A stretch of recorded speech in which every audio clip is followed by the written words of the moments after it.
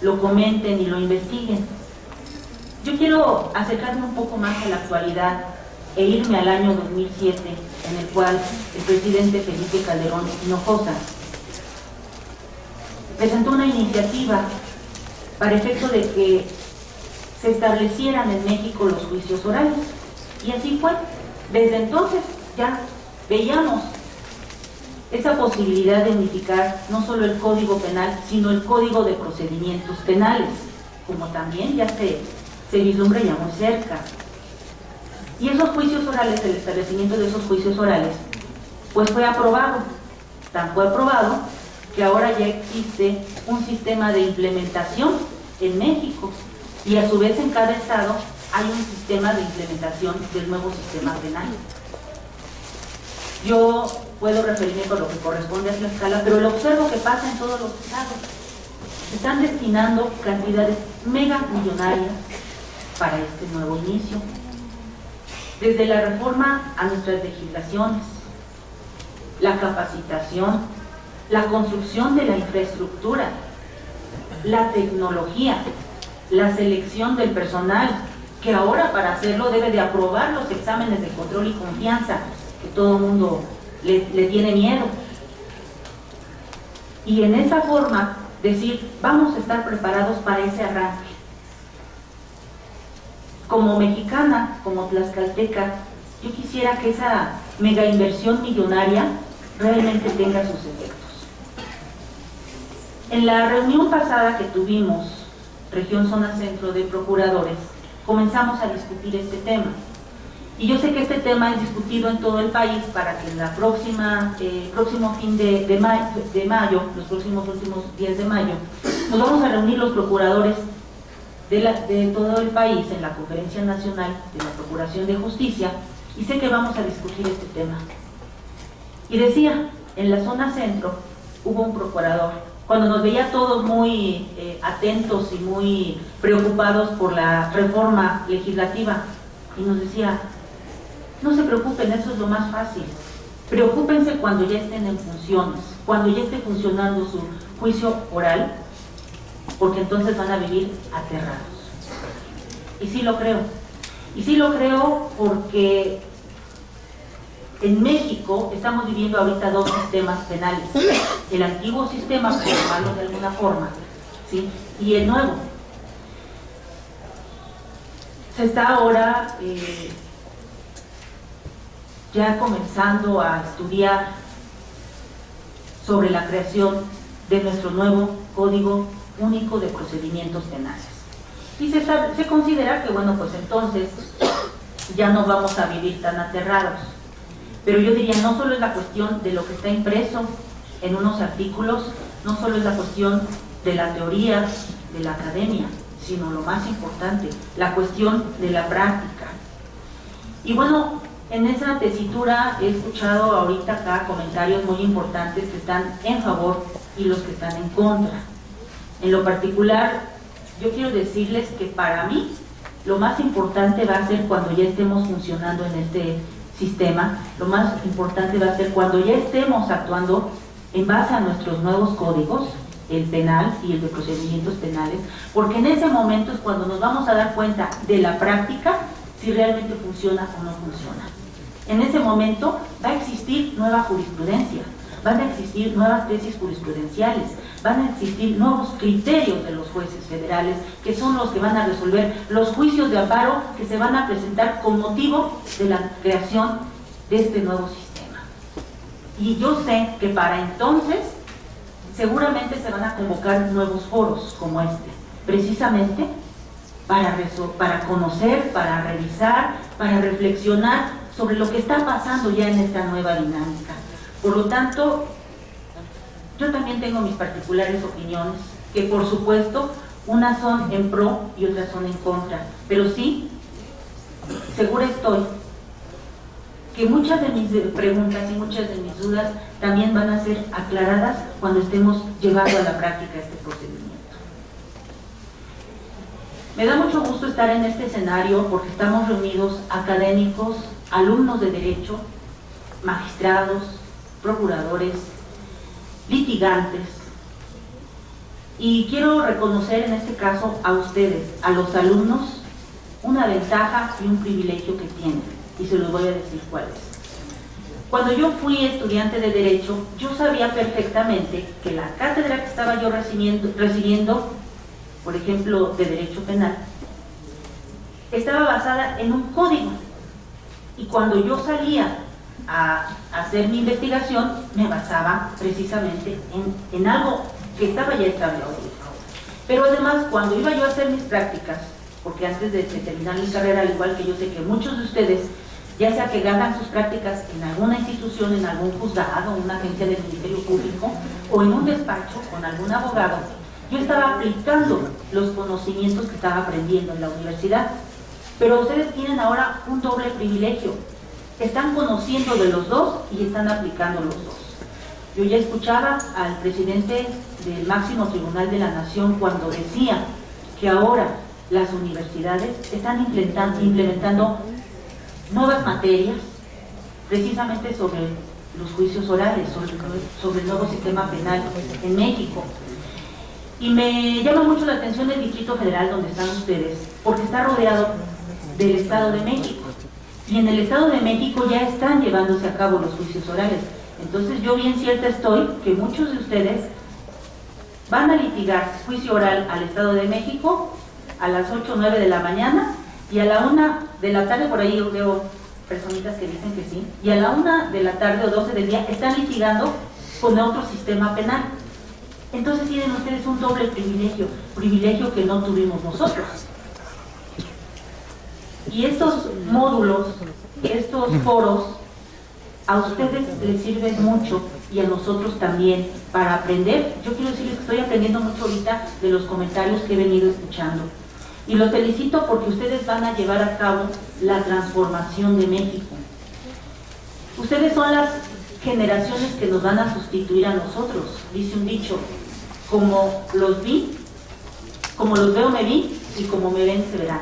Ustedes nos van a cambiar, no somos eternos en esto, y van a tener esa doble experiencia. Por eso digo, ustedes van a llevar a cabo la transformación de México. ¿Y por qué digo transformación de México? Porque lamentablemente el tejido social de nuestro país se rompió. Porque ahora ya los hijos les gritan a los padres, ahora ya los hijos golpean a sus padres, ahora los divorcios se dan tan fácil como tan fácil es casarse, ahora ya se les perdió el respeto a la autoridad. ¿Por qué? Porque se han perdido los valores. Y se han perdido los valores porque desde la misma casa hemos dejado de lado cosas muy importantes. Y por eso estamos viviendo esta transformación, porque estamos buscando mecanismos para acabar con la delincuencia en México. En México estamos viviendo una situación muy delicada como es el crimen organizado. Hay estados que estamos libres aún de ese cáncer de la sociedad.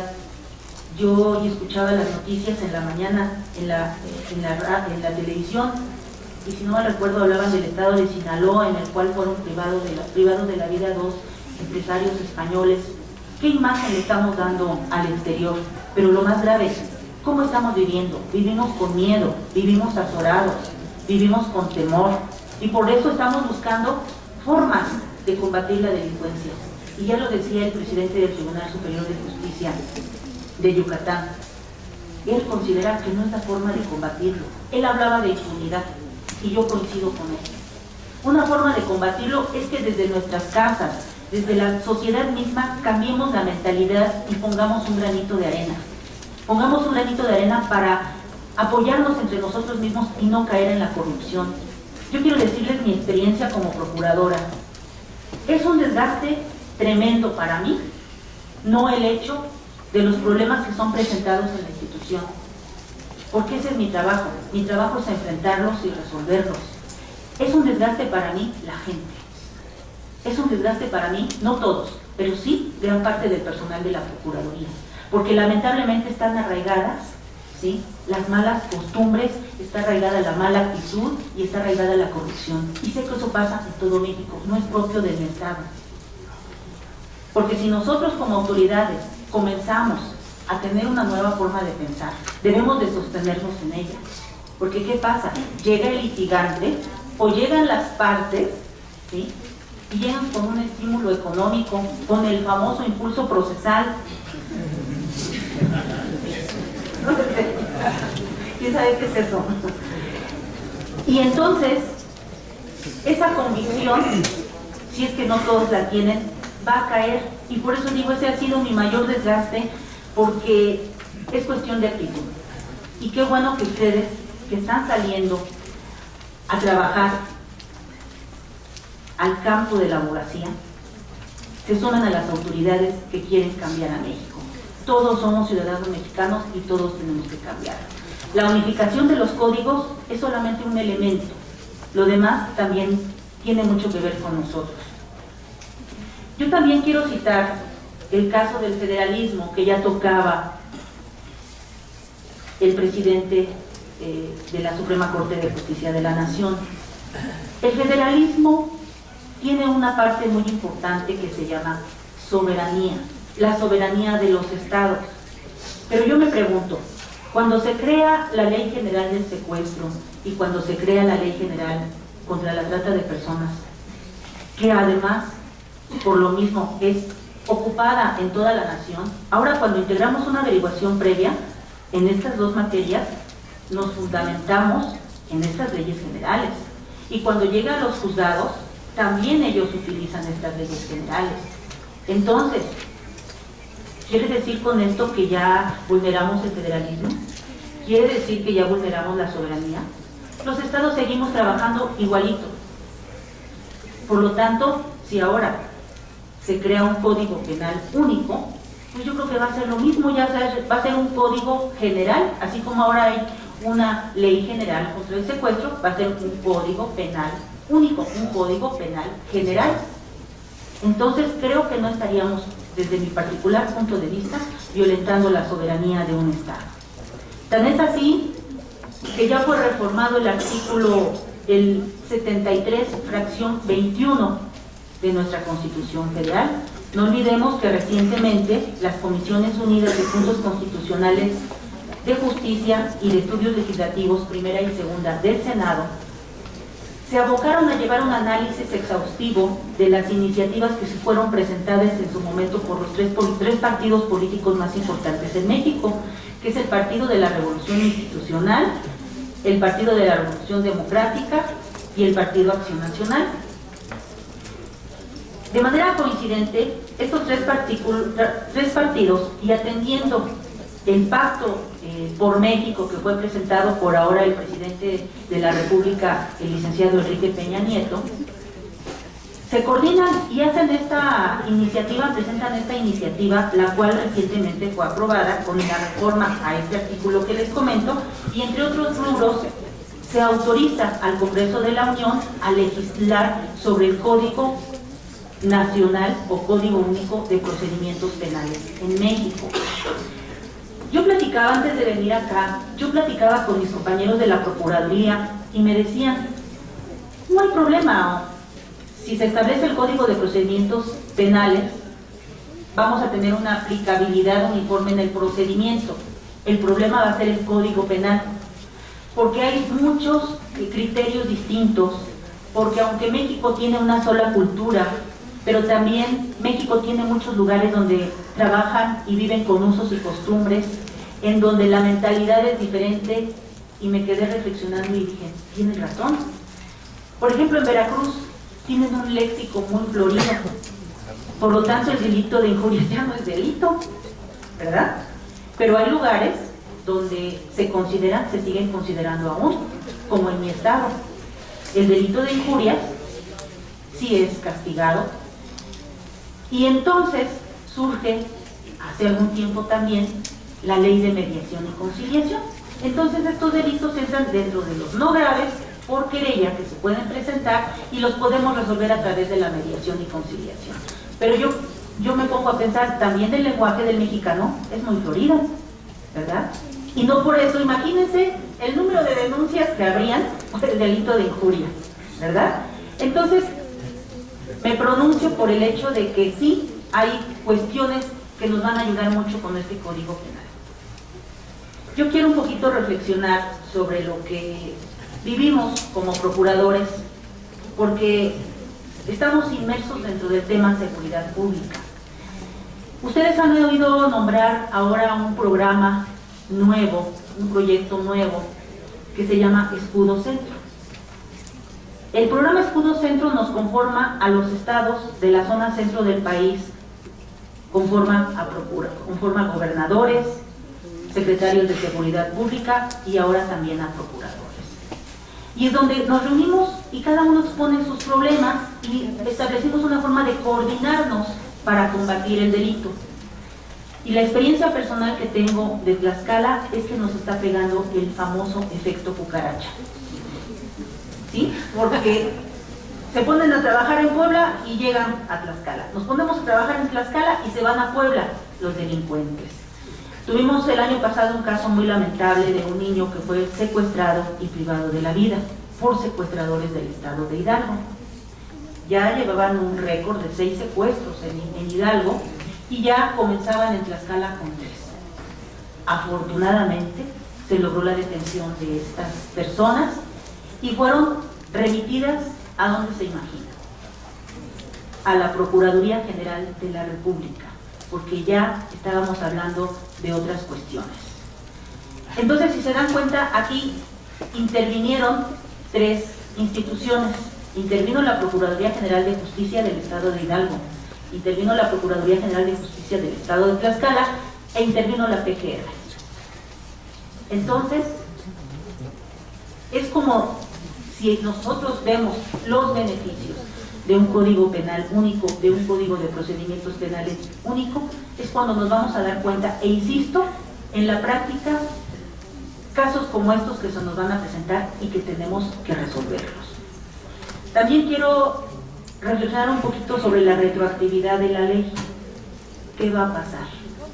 ¿Qué va a pasar si con el nuevo Código Penal, quiero poner el ejemplo que se suscitó cuando tomó posesión nuestro presidente de la República, esos desmanes que se realizaron en esta ciudad, lamentablemente, con un grupo de jóvenes, delincuentes, porque esa es la palabra, al llevar a cabo destrozos a negocios, destrozos a vehículos, agresiones a la ciudadanía, la imagen que reflejamos al mundo en la toma de protesta de nuestro presidente.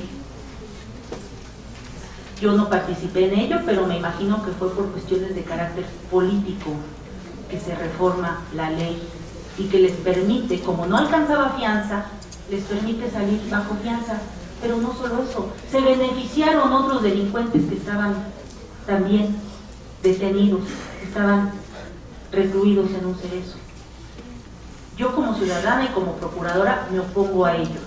Me opongo a ello porque entonces debemos de ir más allá y reflexionar qué va a pasar con la retroactividad de la ley. De igual forma quiero decirles a ustedes una situación que está pasando y no es propio de Tlaxcala.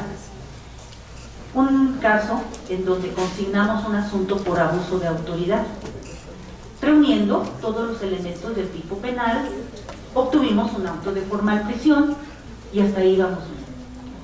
Pero promueven un amparo, llegan con el juez de distrito y el juez de distrito de un plumazo prácticamente desapareció la figura del delito de abuso de autoridad del Código Penal de Tlaxcala, porque dijo que afectaba los derechos humanos y que se fundamentaba, entre otras cosas, en un razonamiento de la Comisión Interamericana de Derechos Humanos. Y yo les digo, y entonces pregúntenle eso a la víctima, ¿verdad? Pregúntenle al padre de una mujer que fue violada, pregúntenle al hermano de un secuestrado, pregúntenle a sus familiares. Creo que a quien le toque esta difícil tarea de presentar ese proyecto del Código Penal único, no debe de dejar de lado precisamente rubros tan importantes como los que estamos comentando en este momento. Y otro caso también muy importante y que lamentablemente ha causado mucho perjuicio a México es el narcomenudeo. Desde hace ya algunos años, aproximadamente 4 años, 3-4 años, la Procuraduría General de la República también se pronunció por el efecto de que ya no va a conocer del narcomenudeo, va a conocer del narcotráfico, de los grandes cárteles. Y entonces ya eso pasa en algunos estados. Sí, se obligaron también fue esa una iniciativa, se obliga a los estados a modificar sus leyes para efecto de que sea considerado también como un delito de fuero común el narcomenudeo. No en todos los estados se conoce, pero eso sí le baja a un número importante de denuncias, de averiguaciones previas a la Procuraduría General de la República.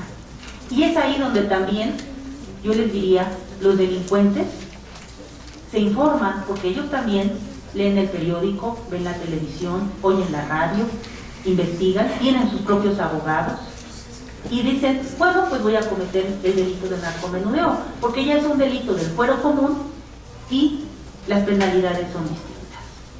También yo quiero dejarlo aquí sobre la mesa y que se reflexione cuando se tenga que emitir ese nuevo Código Penal. También de igual forma yo quisiera comentar respecto de esta iniciativa cuando se reforma el artículo 73 en su fracción 21, la más reciente, que les digo, cuando se autoriza al Congreso de la Unión a legislar sobre el Código de Procedimientos Penales. Si ustedes la leen, se van a dar cuenta que están citados ahí dos académicos muy importantes de esta universidad, don Miguel Carbonell y Alfredo Calderón Martínez. Ellos hacen una reflexión histórica, ellos hacen una reflexión de la actualidad y está impregnada en este dictamen, y se trató de unificar, se trató de acoplar a las propuestas que hicieron el PAN, el PRI y el PRD. Y básicamente coinciden en que va a haber una mejor coordinación entre las instancias encargadas de procurar justicia, de dar certeza jurídica al gobernado, de que haya una disminución de los índices de corrupción e impunidad, y así como que haya criterios judiciales uniformes.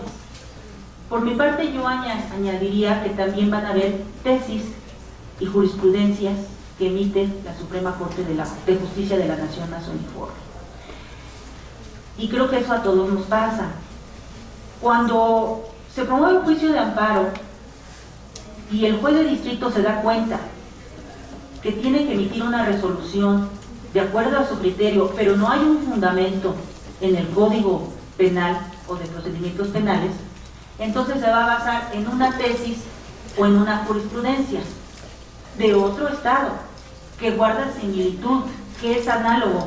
Entonces, ¿no ya me están aplicando la legislación de otro estado? Pues por supuesto que sí. También creo que aquí va a haber beneficio por parte de esta nueva creación del Código Penal en México. Además, creo que va a haber una uniformidad entre los criterios de los poderes judiciales, entre los criterios del Poder Judicial Federal, pero además que a las procuradurías nos va a servir al momento de emitir una consignación o de emitir un criterio si es que no es procedente el ejercicio de la acción penal. Ya he platicado sobre estos puntos de vista que yo en lo particular tengo, y quisiera también decirles que no pasa desapercibido para mí, y sé que estoy en un foro en el que es plural y en el que se vale criticar. Yo quiero hacer una crítica a los diputados locales de las entidades federativas. No todos, por supuesto, porque creo que sí hay personas y diputados preocupados, pero ellos se dedican más a la política, ellos se dedican más a sus partidos políticos, ellos se dedican más a pensar que como ya se aproxima un proceso electoral, pues voy a pedir licencia porque ahora quiero ser presidente municipal, o quiero ser senador, o quiero ser diputado federal. Y se olvidan que, como la palabra lo dice, son legisladores, su principal tarea es legislar. ¿Y qué es legislar? Legislar es crear leyes, es reformarlas, es derogarlas, es abrogarlas. Y cuando les pisan los talones porque urge aprobar una ley, porque urge aprobar una reforma, ni la estudian. Y tal parece que están cocinando leyes en una olla express o en un horno de microondas, porque se pasan toda la noche discutiendo diciendo y amanecemos con la noticia de que ha sido aprobada la reforma al artículo 15 del Código Penal de Tlaxcala, por decir, por un ejemplo. ¿Y qué pasa cuando se lleva a la práctica? Los dolores de cabeza son para los poderes judiciales y para las procuradurías, porque no nos está beneficiando como consideraban que era. No dudo que también las opiniones hayan versado sobre este punto, porque hay leyes en los estados que están demasiado olvidadas. Hay códigos que tienen años y años que no han sido reformados, y que si lo hacen por una cuestión de exigencia nacional. Y ya se mencionaba también aquí el tema del feminicidio. En muchos códigos ya ha sido contemplado el feminicidio, pero es la única reforma sobre la cual van a legislar los diputados, porque es una cuestión de carácter nacional. Trata de personas. También vamos a adecuar nuestro tipo penal, porque es un tipo penal difícil, y vamos a tratar de modificar también la cuestión de la penalidad. ¿Y por qué no nos ocupamos de las calificativas del robo? ¿Por qué no nos ocupamos también de las calificativas de un homicidio? Porque la sociedad es dinámica, en consecuencia el derecho también. Y por lo tanto creo que es ahí donde también, ahora sé que en los estados, los legisladores se sienten afectados porque les van a restar sus facultades. Sí, pero ¿por qué no se ponen a trabajar también? Sí, pero ahora entonces a nosotros, cuando estemos aplicando esta ley, nos corresponderá llevar al Congreso de la Unión las iniciativas que estimemos sean necesarias para reformar cuando llegue a funcionar el Código Penal único. Por lo tanto, yo quiero dejar aquí estas reflexiones. Yo quiero decirles que también, segura estoy, van a haber muchos beneficios, pero también segura estoy que van a haber muchas dudas, muchas inquietudes, muchas preocupaciones que solamente van a ser resueltas con la práctica, van a ser resueltas cuando estemos resolviendo un asunto, cuando revisemos una sentencia de amparo, cuando conozcamos los criterios. Yo quiero dejar aquí estos comentarios, dejar esta reflexión que como procuradora he observado en el campo del lugar donde yo me desarrollo. Pero sí quiero decirles que como mexicanos queremos un nuevo México. La unificación de los códigos no es la única solución. Es una aportación que están haciendo las autoridades. Es una aportación que vamos a llevar a cabo, que vamos a ejecutar quienes procuramos y administramos justicia. Pero además considero que la aportación más importante es la voluntad de los mexicanos, que dejemos de lado la impunidad, que dejemos de lado la corrupción y que colaboremos con las autoridades para combatir la delincuencia, porque ese es el principal motivo y el principal factor que nos lleva a tomar estas determinaciones en México. No nos dejemos rebasar por los delincuentes, somos más los mexicanos que queremos un México distinto. Muchas gracias. La de la procuradora Alicia Fragoso Sánchez. Señala aspectos presupuestales, gastos a veces intensos, que espera se reflejen en el resultado, contradicciones sin duda ciertas. Es más fácil casarse que divorciarse. Ahí está el divorcio encausado, que es evidentemente la manera unilateral de romper un compromiso, y en este renglón también nos trae sus experiencias, los actos lamentables de legisladores que no están a la altura de su responsabilidad, su experiencia en figuras delictivas diversas, en ese renglón que sin duda es motivo de crítica y que lo personal aplaudo, cuando veo que el federalismo se rompe de manera espectacular por el Poder Judicial Federal. De nada sirven las resoluciones locales frente a la aplanadora que es el Poder Judicial Federal a través de sus tribunales colegiados. Son pues aspectos que yo quiero aplaudirle a la procuradora Alicia Fragoso, y que me enorgullezco haya aceptado esta invitación, con quien, como lo señalé, nos unen aspectos importantes en el ámbito académico. En septiembre estará programada otra actividad académica en Tlaxcala, en donde ella será la anfitriona. Y por ahora, magistrada Alicia Fragoso, le entrego el reconocimiento de la Facultad de Derecho por lo que hace a su brillante participación.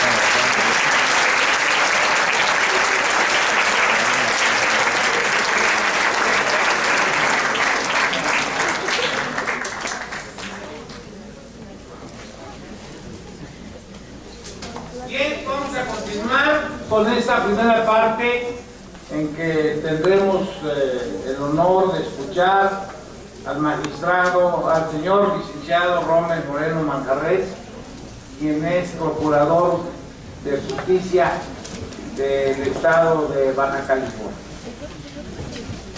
El doctor Rommel Moreno Manjarres es alguien muy ligado a nuestra facultad, si bien es cierto egresado de la Universidad de Baja California. Aquí se ha formado en el posgrado académicamente, en donde es actualmente un candidato a doctor en Derecho, y sin duda ha tenido también maestrías y actividades diversas, con una sólida preparación y una carrera tanto en el ámbito judicial como administrativo. En lo particular recibimos con un aplauso a quien viene desde tan lejanas tierras, al igual que en el caso de Yucatán, pero nótese cómo estamos en esta intensa mañana escuchando puntos de vista de quienes nos honran con su presencia de las partes más recónditas de la República, pero que aquí llegan y están en el lugar donde se les abren las puertas de par en par. El doctor Rommel Moreno Manjarres, bienvenido, y en uso de la palabra, por favor. Un aplauso.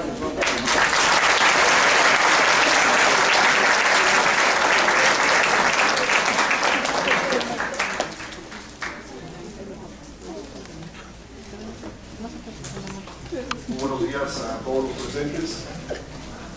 Es una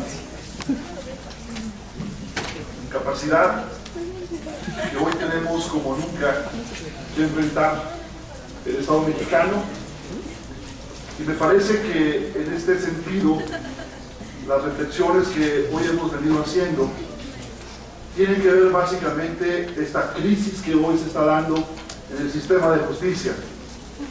Por lo tanto, estos siguientes 30-20 minutos serán no solamente para enfocarnos desde el punto de vista técnico, desde el punto de vista didáctico, sino también desde qué capacidad estamos teniendo los mexicanos para enfrentar los retos que hoy son los desafíos, básicamente en razón de la esperanza, de la visión que se requiere para lo que tenemos que hacer en el corto, mediano y largo plazo.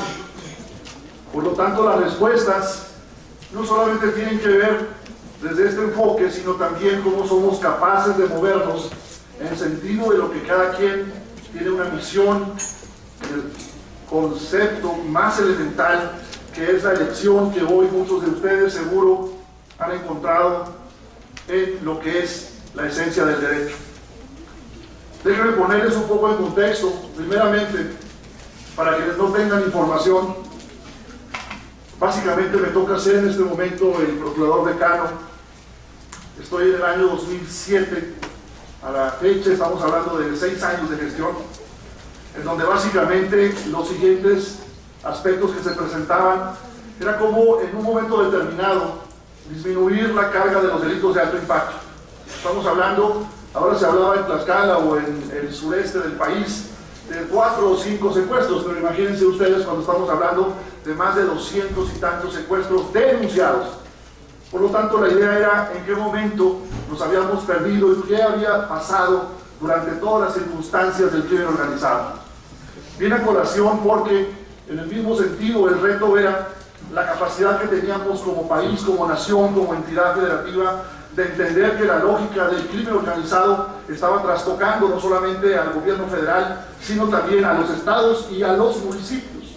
Y la pregunta era, ¿qué capacidad teníamos para responder frente a los temas que evidentemente eran los más importantes, como las ejecuciones, los robos de vehículos, los robos de cajeros, y prácticamente una sociedad que se sentía llena de miedo y de pánico, y que estaba enfrentando una dinámica en la cual, en qué momento el sistema de justicia era capaz de resolver todo este tipo de contingencias. Los operadores del sistema, que dicho sea de paso, somos operadores que venimos trabajando por muchos años, pero que lamentablemente no solamente se trata del ánimo y del entusiasmo, sino de la capacidad de la respuesta jurídica, de la respuesta operativa, pero particularmente también en ese momento y en ese instante, qué hacer frente a temas de jurisdicción. Concretamente me estoy refiriendo, quién era responsable frente a los hechos de homicidios o frente a los hechos de secuestros, si el gobierno federal o el gobierno estatal. Y la respuesta es que la gente no quería saber si era federal o estatal, quería que se resolvieran los asuntos, quería que de alguna manera se diera una respuesta, y por lo tanto, me parece que en este sentido, cuando hablamos de los índices delictivos más altos, inclusive que en Juárez, estamos hablando entonces de este contexto que nos permite encontrar una ruta, y la pregunta era, ¿seríamos capaces de disminuir los índices delictivos? ¿Seríamos capaces de encontrar una respuesta? Y por otro lado, avisorando el futuro sobre un nuevo sistema de justicia penal. Hoy estamos hablando de todos estos temas porque además han venido emergiendo una serie de temas que no van encaminados muchas veces los tipos penales con el presupuesto. Cuando estoy hablando concretamente de la trata de personas, cuando estoy hablando del feminicidio, cuando estoy hablando del sistema de justicia para adolescentes, cuando estoy hablando de todos los temas que van emergiendo desde el mismo seno del Congreso federal o estatal, ¿en qué momento y bajo qué esquema estamos hablando de la eficiencia y de la eficacia del sistema? Estamos hablando de esa capacidad que tenemos para adoptar medidas jurídicas, pero por otro lado estamos ausentes en lo que significa que hoy en este país necesitamos forzosamente medir la capacidad de respuesta al producto de justicia. Cuando hablamos del producto de justicia estamos hablando pues de cómo la Constitución ha señalado claramente que el producto de justicia tiene que ver cómo estamos en esta respuesta del servicio a los mexicanos. Y hablo del servicio de salud, hablo del servicio educativo, pero en este contexto el servicio de justicia es un tema, una asignatura pendiente en lo que responde a la falta de necesidad o de visión desde la forma más elemental que es la reforma que se plantea como tal. En los últimos años, en las últimas décadas, hemos visto cómo pues han emergido una cantidad de temas. Y la pregunta es en este momento que hago con ustedes, ¿es eficiente el sistema de adolescentes? Una vez que se incorporan las figuras jurídicas y los tipos penales, estamos evaluando y monitoreando la capacidad que se tiene para que haya un servicio adecuado. Cuando estamos hablando del sistema de justicia, hoy solamente estamos hablando ya de 3 entidades federativas. 3 entidades federativas que se atrevieron, que están en un momento determinado a tomar pasos decisivos, porque hoy la exigencia de la ciudadanía es básicamente que se quieren respuestas de los operadores, respuestas del mismo sistema. Y esto tiene que ver básicamente con un panorama internacional al que hoy estamos haciendo reflexión. En este ámbito internacional estamos encontrando figuras tales como la Corte Penal Internacional. Estamos hablando del derecho penal en Europa, en los siglos XX y XXI, en donde inclusive la contemplación que tenemos de integraciones de sociedades ha tenido como respuesta que se puede observar que pueden coexistir sistemas. Este panorama caótico que a veces vemos tiene que llevarnos a una reflexión forzosa. Las 31 entidades federativas, el gobierno federal y la Procuración Militar, al igual que la mayoría de los esquemas que se van dando, tenemos que tener una idea hacia dónde queremos ir. Hoy como nunca requerimos un plan de navegación, un plan forzoso que vaya mucho más allá de las circunstancias políticas que estamos viviendo. Por lo tanto, la reflexión que hoy queremos hacer es esta manera, este esquema que se ha venido dando de resolución de temas, el entender que es tan arrítmico lo que está sucediendo en el país. No es lo mismo cuando hablamos de narcomenudeo en Yucatán o cuando hablamos en el centro del país que cuando hablamos en el norte de la República. Y no es lo mismo porque tenemos que enfrentar hoy circunstancias de todo tipo que tienen que ver con el tema de migración, con el tema de convictos que llegan de California por un tema presupuestario, y en donde básicamente la respuesta es con qué tipos penales podemos afianzar esta consolidación en el norte del país. Entiendo las dinámicas que se han venido generando en esta respuesta forzosa, en la cual queremos de alguna manera dar un aliciente. El aliciente tiene que ver con la manera en la que también estamos seguros que hoy en este país estamos tratando de figurar una política criminal. Cuando hablamos entonces del nuevo sistema de justicia penal, no solamente debe de ser un enfoque jurídico hacia los códigos penal y sustantivo o al código de procedimientos, sino a la visión que se requiere para que el andamiaje jurídico tenga esa capacidad de darle una respuesta a la ciudadanía.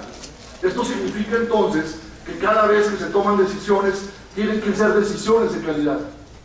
En los últimos años hemos estado revisando cómo el derecho penal ha tenido una transformación. Es decir, no solamente desde la intención de la punibilidad, sino de ahora, hoy lo que hablamos es de la resolución de los conflictos. Y cuando hablamos de la resolución de los conflictos, estamos entendiendo entonces que la tendencia de la mayoría de los tipos penales, cuando hablamos del universo de la comisión de los delitos, son el 80% de los delitos no son delitos de alto impacto, no son delitos penalmente relevantes. Por lo tanto, lo que tenemos que encontrar es la solución de, número uno, despresurizar el sistema. Esta cantidad de averiguaciones previas que llegan per se, esta capacidad que existe para no identificar exactamente dónde termina lo penal y dónde empieza lo civil. Una cantidad de actividades que se llevan en las fiscalías que tienen que ver inclusive con la expedición de documentos extraviados. ¿Qué hacemos cuando encontramos en esta fórmula tipos penales obsoletos?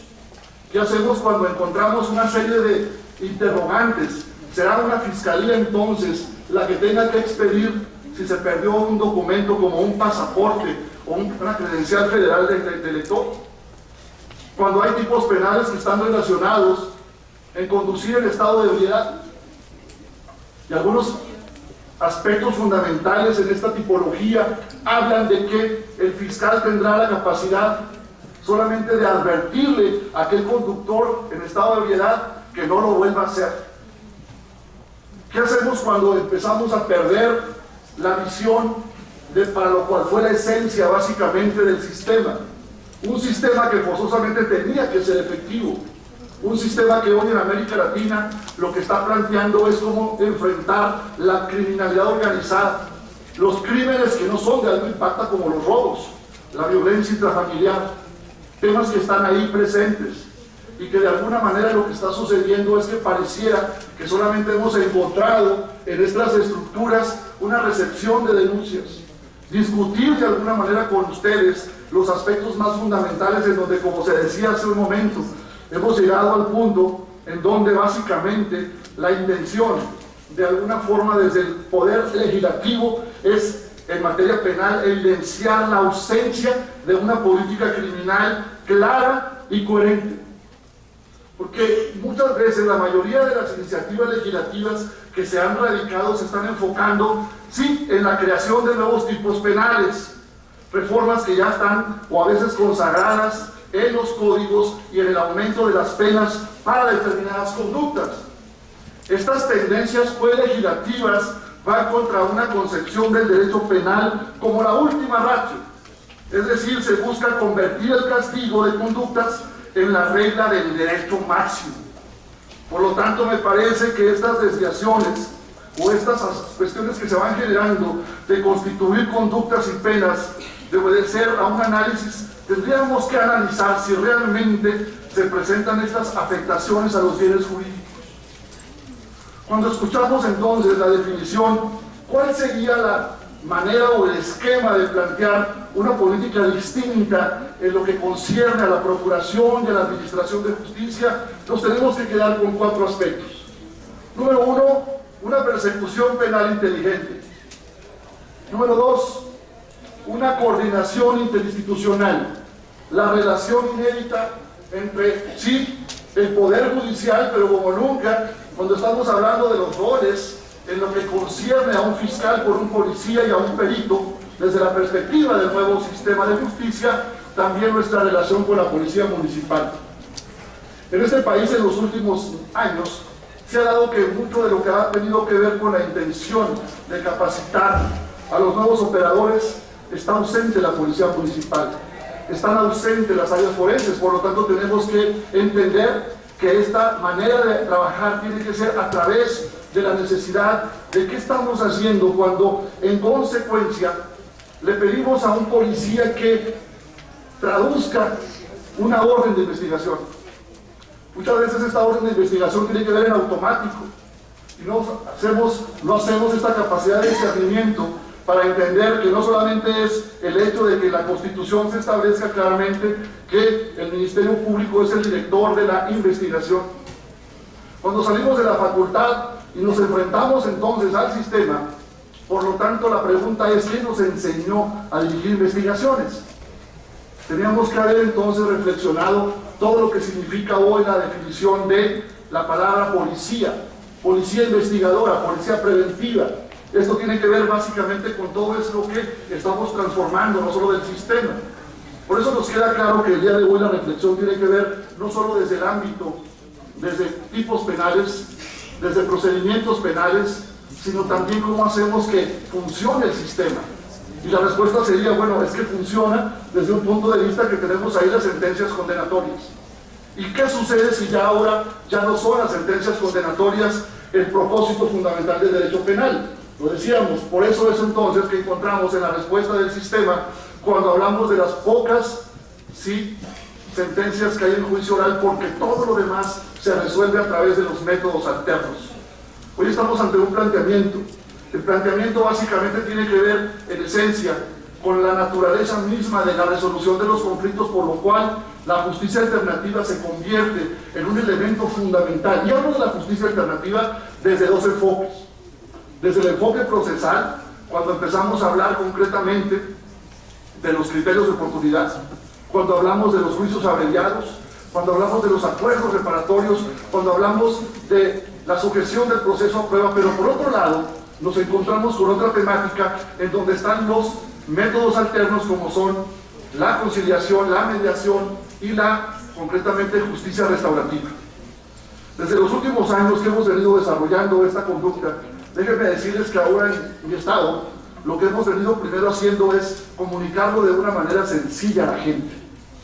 No basta solamente que estemos en un ambiente donde los operadores nos ponemos de acuerdo, en donde podemos hablar en un mismo lenguaje y por un mismo sentido, cuando la gente no entiende absolutamente nada ni del sistema tradicional y mucho menos del nuevo sistema.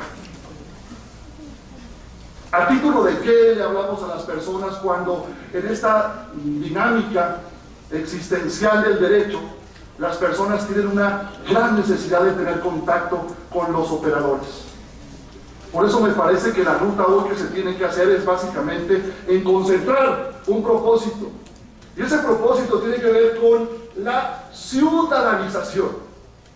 La ciudadanización tiene que ver en hablar de una manera en la que la persona que se enfrenta al sistema, háblese de una persona que tiene una lamentable experiencia cuando se enfrenta, por ejemplo, en el caso de un daño en propiedad ajena.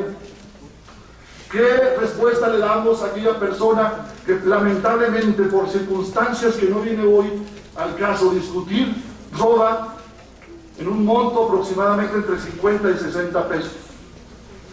¿Con qué o cómo, por ejemplo, en el caso de Mexicali, que tuvimos una experiencia, una de las ciudades con mayor calor, con, digamos, la temperatura muy alta, llega un grupo de jóvenes y incursiona concretamente en un lugar en donde, para de alguna forma verlo desde este enfoque de esparcimiento, se introducen en una alberca. La pregunta es, ¿el derecho penal está en ese momento, en ese tipo penal, enfrentando una realidad? ¿Cómo hacemos entonces para empezar a hablar del narcomenudeo? Cuando entonces estamos trabajando con un tema en donde no hay una perspectiva transversal, sino un tipo penal, del cual obviamente lo que estamos aquí discutiendo tiene que ver con el microtráfico, con lo que tiene que ver con el tráfico de derramantes, y entonces la respuesta es, le vamos a dar y aplicar una sanción, pero no estamos viendo el fármaco dependiente ni tampoco al adicto, y por lo tanto hay una especie de puerta giratoria. Cuando hablamos entonces de cada una de las maneras en las que hoy estamos conduciendo a este país, de muchas formas, de muchos tipos penales, la respuesta es: ¿está siendo el Estado efectivo? ¿Está siendo la comunidad operadora y los académicos dando una respuesta al servicio de justicia? La respuesta tiene que ver con los próximos años, tiene que ver cómo vamos a ver el futuro prácticamente en razón de cómo vamos a entender y sobre todo la lógica fundamental, algo que aquí está pasando y que creo que es la ausencia de la mayoría de las políticas públicas, en no saber trabajar en equipo. Cuando no trabajamos en equipo, entonces lo que tenemos es cómo nos vemos en la comunidad internacional. Uno de los roles que tengo yo básicamente no solamente es ser técnico del derecho, sino también trabajar en línea con la mayoría de mis compañeros. Tuvo que ver básicamente cuando iniciábamos el nuevo sistema, estamos hablando del año 2010. Hoy estamos a 3 años de esta dinámica y déjenme decirles a todos ustedes, compartirles que el sistema está estable. ¿Por qué está estable el sistema? Está estable básicamente porque entendimos que no solamente nuestra mirada tenía que ser al Código de Procedimiento, no solamente tenía que ser al Código Sustantivo, sino a una reforma paralela. La reforma paralela por la que estoy seguro ustedes muchos van a empezar a oír tiene que ver con las salidas de calidad, tiene que ver con las respuestas del sistema. Cuando aplicamos un criterio, cuando aplicamos un acuerdo reparatorio, cuando empezamos a entender que básicamente tenemos que incorporar al sistema de justicia algunos elementos de la iniciativa privada, y voy a dar algunos ejemplos. Cuando mucho de lo que hay en este país es la queja de la atención ciudadana, la pregunta es: ¿en qué momento nos enseñaron a ser simpáticos con los ciudadanos? ¿Quién nos dijo que teníamos que atender al cliente, si cliente se llamaba? ¿Qué pasa en una agencia del Ministerio Público cuando de repente nos llega una cantidad, no solamente de una denuncia, 2 denuncias, y estamos hablando de tantas denuncias? Entonces, ¿en qué momento, desde la perspectiva institucional, esta persona va a tener la capacidad de atención? Porque estamos hablando de víctimas, por lo tanto es una doble victimización. Y por lo tanto, entonces, cuando hablamos de robo de vehículos, cuando hablamos de delitos sexuales, ¿qué capacidad tenemos para esta respuesta? Y la respuesta es que entonces teníamos que encontrar una visión gerencial. Vean ustedes, tuvimos entonces que armarnos de mucho valor, ser muy humildes y preguntarle a algunos sectores empresariales, como es el caso de Pizza Hut: ¿qué hacen ustedes para atender al cliente? ¿Cómo hacen para tener de alguna manera los que atienden hamburguesas? Y la respuesta es: son los 2 primeros segundos. Son las 3 primeras maneras en las que no solamente tienes que tomar una decisión, tienes que tener una actitud, sino en los 2 primeros segundos vas a atender a esta persona como si fuese la única. Cuando empezamos a hacer esta revolución y esta perspectiva de cambio, lo que nos empezamos a dar cuenta es que nos empezó a funcionar. Imagínense ustedes cuando hablamos particularmente, y esto trae a colación que muchos de los temas que suceden de tipos penales que tienen que ver con los robos, cuando nos encontramos entonces, cuando hoy la gente pregunta: yo no quiero denunciar porque no pasa nada con mi denuncia. Y por lo tanto nos tuvimos que enfrentar a una realidad. La realidad es la siguiente: tenemos aquí tantas denuncias y la respuesta es la siguiente. Pregunta número 1: si se presentó una denuncia, ¿tuvo contacto el ciudadano con el Ministerio Público? Y la respuesta es no. Pregunta número 2: si aún teniendo respuesta fue eficiente, y la respuesta también siguió siendo no.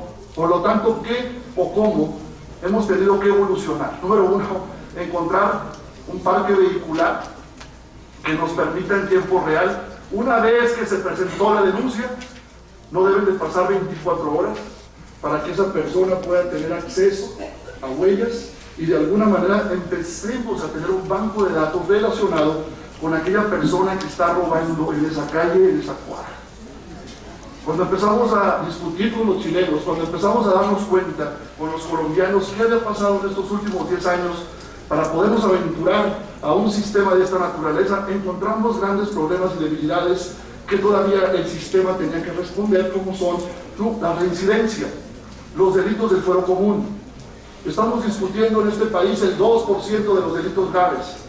Estamos replanteando la necesidad de que nuestros códigos, el 80% al menos, tengamos una respuesta y que el otro 20% nos dediquemos obviamente a lo penalmente relevante.